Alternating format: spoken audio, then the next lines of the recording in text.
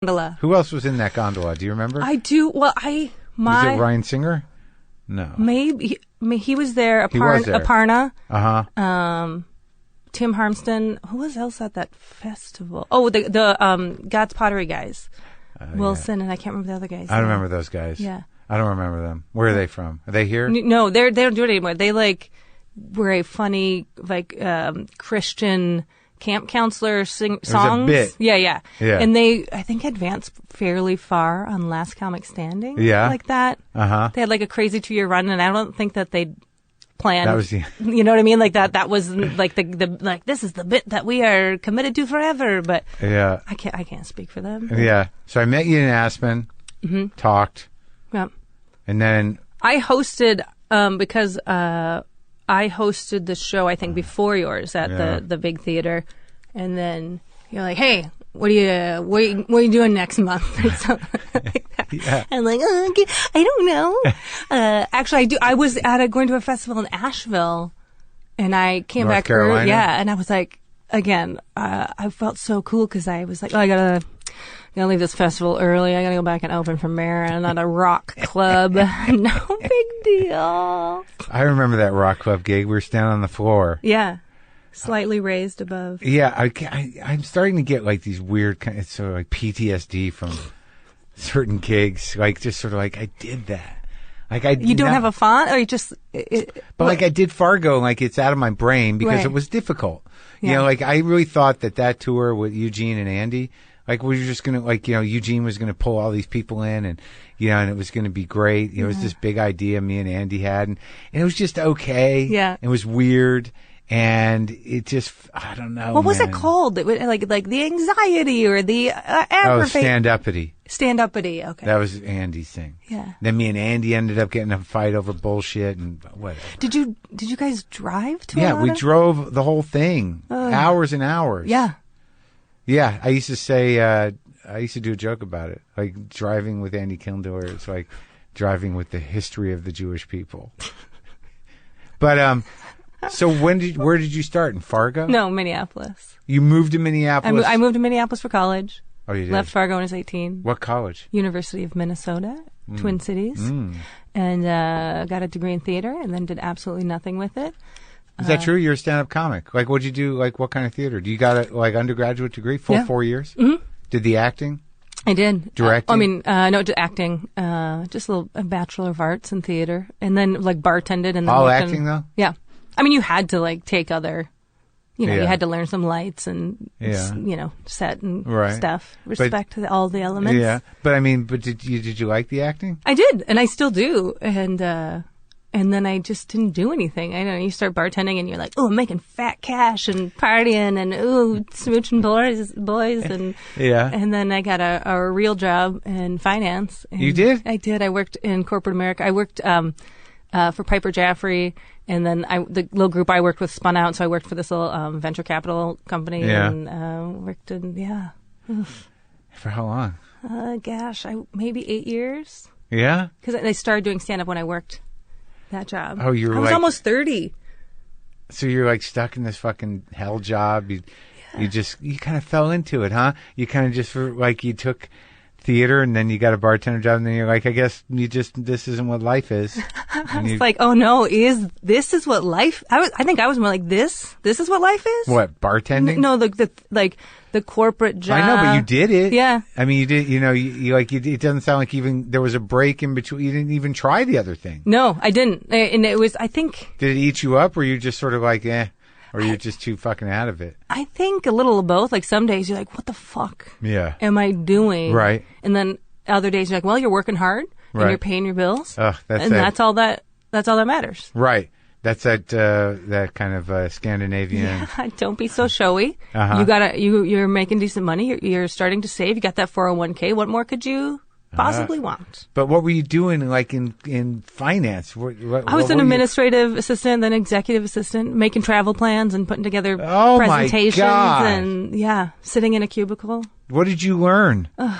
PowerPoint, I guess. I don't know how to deal with people. I liked them all. Yeah. I liked they were great people, but politically, we'll say I didn't agree with a lot of that shouldn't be in the workplace anyways. Well, trickled over. How to, how to I don't know, be maybe diplomatic. How to treat an assistant maybe someday, because they did treat me well, but sometimes like, come on. I can't believe you did that. I mean, I can believe it, but like, it's a nightmare. Yeah, and it is like I have an adult have since realized. Do you know about the guess and the ask culture? No, you're what either is a that? guesser or you're an asker. Oh, really? Tell me about it. I wish people could see your face right there. Like, oh, really? Tell me about it. Hey, I got to bring something interesting to the table. No, I'm serious. I'm serious. I don't know. It's I'm curious. You're either a guesser or an asker. I am very much a guesser, and I am trying not to be so much. Ask culture, you brought up that you should always ask the question, but know that the answer could be no. That's a possibility. Oh. Guess culture, You just passive assume aggressive. You are learning the fine. You're like feeling out clues, and you don't ask unless you're pretty sure the answer is yes. So, like, my husband's an asker, I'm a guesser, and I'm working towards not being so much that way. So, a guesser, is that the same as? Is this like a codependent thing? I am like kind a passive aggressive, kind of doormatty kind of. No. I wanted to swear, but I was like, that's not nice. You can swear. Come on. No, you're not a doormat. It's like you're navigating and you're figuring things out and you're picking up subtle clues. I know, but you're speculating and you're not taking a lot of chances. Right. Until you know. Like, you'll take the chance eventually? Maybe. Right, maybe. But as a guesser, don't you always assume that the answer is no and that, you're not going to be good enough or that you probably shouldn't even there's bother some with of it? that. I mean, I'm thinking that right now. Jesus. But yeah, you're like, and you're trying to figure it out in like that passive aggressive way. And, so you passive aggressive, you're pretty good at that? Oh, yes, I've gotten better, but better at it or better at not better at doing not doing it, and I can tap into it when I need to. Like, especially you throw in that Fargo. You can just like, oh, that's neat how you have the walls like they can just not. Oh, you can just move them. Oh, okay, so you could put them away and clean it up if you wanted to. Oh, well, isn't that nice? I remember working with you, just because nothing's great, is it? Well, you don't want to. You don't want to. I get off stage, I'd be like, huh? And you'd be like, it's okay. I don't know. Come on. I'm sure. Well, here's the real truth.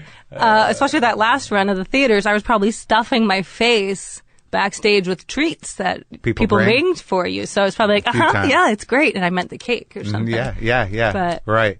Yeah, you don't want anything. You don't want to get too excited about anything. You don't want to enjoy anything too much. Just. And you're aware of this, but by the time you were aware of it, though, it was already who you were. I think it is. It's deep. Like, I catch myself, and I'm such a rule follower, and like. Yeah. I want to break out of it, but I can't. Like. Gotta wait for that walk sign. Cannot cross. This is problematic. Yeah.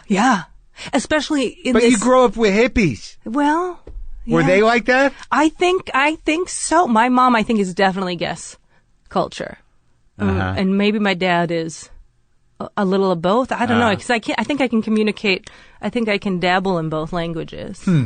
But it's just like, in the house, it was like, I can't, if I even fucking think that someone's being passive aggressive with me. But how are we friends? No, I mean, because like I know you and you're funny and you're a comic and, I can break through that shit. But I mean, like, no, but like people who, like, I always assume they're fucking with me anyways. Right. I'm already sensitive. Right. So when I get diminished at all, like, because I think my mom was a little like that. Everything was, it was always sort of like, why did you get a B? Right. That kind of shit. Like, is there? It's like you're never quite good enough. Yeah. And I fucking just. I grew a little bit like that too, but I didn't feel quite as judgy. But like looking, you were like, nothing's ever great. I feel like that was a little bit of my upbringing too. Like grades came easily to me, and I did well in school. Well, that's good. And things, but it was never. And they're very proud of me. I don't want to throw my parents under the bus. And I love them, and they're great. But yeah, it's never like I just had a. The album coming out. My mom's like, "Oh, you were in the newspaper. How come?" I was like, "Well, read it. Yeah, read the article." Yeah, she's like, "Oh, for the album. That's great. oh, that's well, good. We're proud of you. I'm like, well, how come? You know what I mean? Like that kind of. It's the worst. It's always. I mean, I don't know what. But if they did say, like, that was such a good show, or, man, we're so proud of you for, like, even doing the littlest thing, I'd be like, that doesn't fucking matter. Yeah. Oh, really? You know, I think like, no one could win. I guess that's true, but like, you know, when it's like growing up and your parents are like, how did somebody get on that other show that you weren't, you know, like, how do you, maybe you should talk to Bill Maher or somebody, or you want my dad to say, he seems to know at what least he's doing. they are in the world. Like, they want you to achieve something in this industry. My parents are a little bit like, so do you think you think you'll stay in Los Angeles, or you guys? What about you? Don't think you could do that in Minneapolis? I'm like, how many commercials? How many things? Why do they want you to come back? Just to be closer. Oh. They love me. I'm a treasure. Oh. Yeah.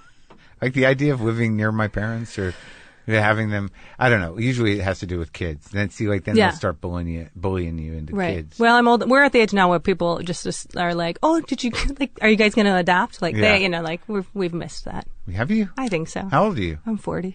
You could probably get one out. Yeah. I mean, it's Hollywood, so sure. Rich white women have babies in their mid-40s, but I've got two of those. Yeah. You don't think? No? I mean, I love kids, but I don't. It hasn't happened. It's you know. Have you just been waiting for? Are you guessing? I'm just feeling everything out. You know how it's supposed to happen, not necessarily stopping it. As comic Tim Harmson says, like, we're not trying. Like, I mean, I'm home alone with my husband, trapped. In quarantine, so things are happening. Right. But it just never happened. It hasn't happened, and I'm not like. Not freaking out. Not freaking out. Is he? No. Oh. If he is, he isn't. But he would tell me. Well, yeah. I mean, it seems to be one of those things that people discuss when you do the marriage thing. Right. You want children. Right. Did you do that? We did. We were like, they're great, and we love them.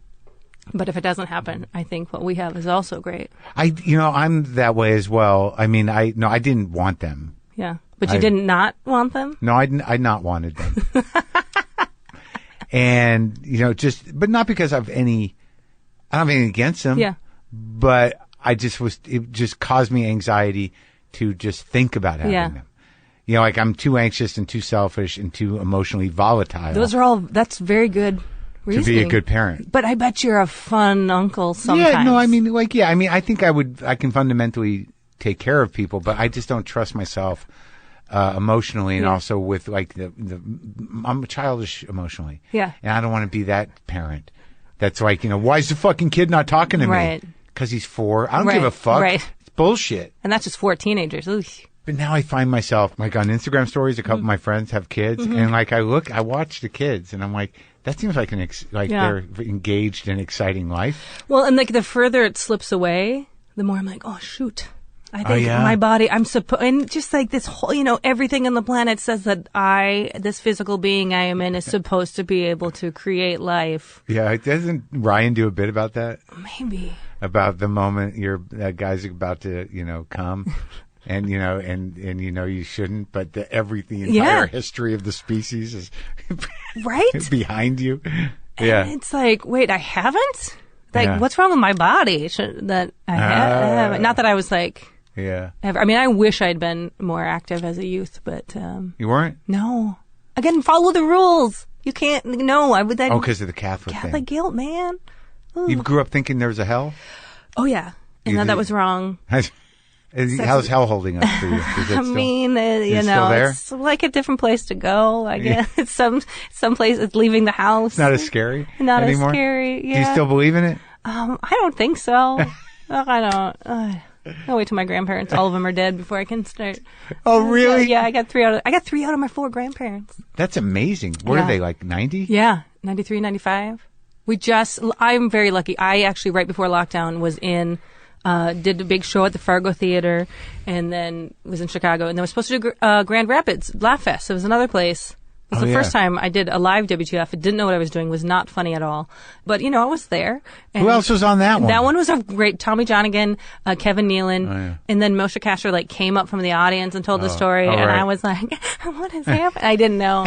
So then I did the live at Podfest right when I first moved here, and I was like newly single, and I was crazy, and I was the last guest. So this is the third one? This is the third one. I'm pretty big time. My biggest credits prior to this are being a guest on this show. Oh, that was the one, the all women All show. women, yeah. It was me and Whitney and That was Pamela. good. Yeah, it was great. And I got You killed it. Yeah, I was crazy. I was a crazy person.